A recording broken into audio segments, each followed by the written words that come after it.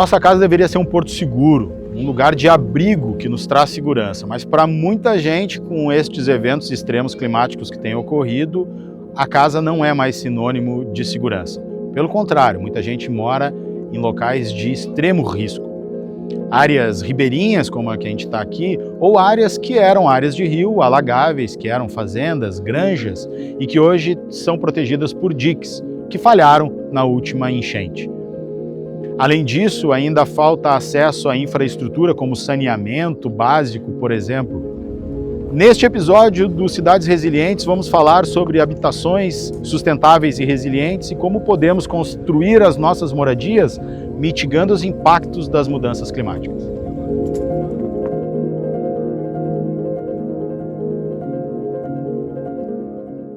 Um aspecto que é importante no urbanismo sustentável, no urbanismo resiliente, é você olhar, por exemplo, para a mobilidade.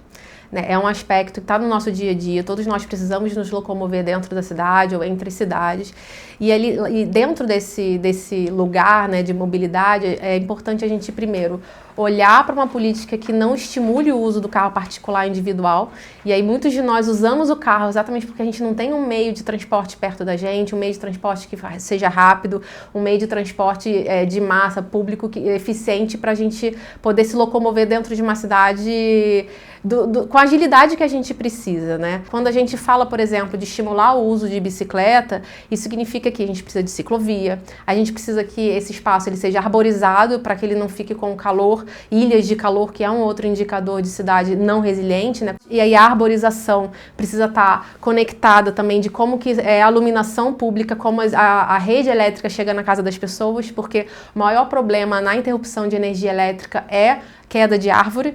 Um outro olhar para o urbanismo é como a gente também relaciona esses centros urbanos, como é que a gente dialoga com os rios, como é que a gente dialoga também com os espaços verdes. Um outro indicador para o urbanismo sustentável é a que distância cada uma das pessoas, especialmente os lugares mais residenciais, estão distantes de espaços verdes. Um outro aspecto também é quando a gente fala sobre o saneamento. O saneamento que está dentro de urbanismo, uma cidade, ela precisa ter... o saneamento ela tem quatro princípios, 4 atividades. O saneamento a gente fala sobre água, a gente fala sobre esgoto, a gente fala sobre drenagem e a gente fala sobre resíduos sólidos. De que maneira a gente está lidando com cada um deles? Então, quando a gente fala que a água está chegando, com qual qualidade ela está chegando, de que maneira ela chega na nossa casa e como que a gente pode transformar essa água que a gente está usando em água de novo. Quando a gente fala sobre drenagem, né, que é a questão da água ser absorvida pelo solo, será que na nossa casa a gente também, ou na nossa escola, quando a gente trabalha com hortas escolares, quando a gente trabalha com desenvolvimento de jardins, a gente também não está estimulando que a água ela seja absorvida pelo solo, né? E fora os resíduos sólidos, né? Como é que a gente trata isso também, já que a gente gera tantos resíduos sólidos cada vez mais com os alimentos industrializados, né? Com o transporte dele também. O urbanismo sustentável é isso, é você olhar de maneira mais completa, né, para como as coisas elas se conectam. Eu vi um projeto na Coreia, onde eles estão abrindo o rio. O rio está sendo aberto. Ele antes era, a gente chama de rio fantasma, quando a gente cobre o rio e você não consegue mais ver o rio passa por baixo.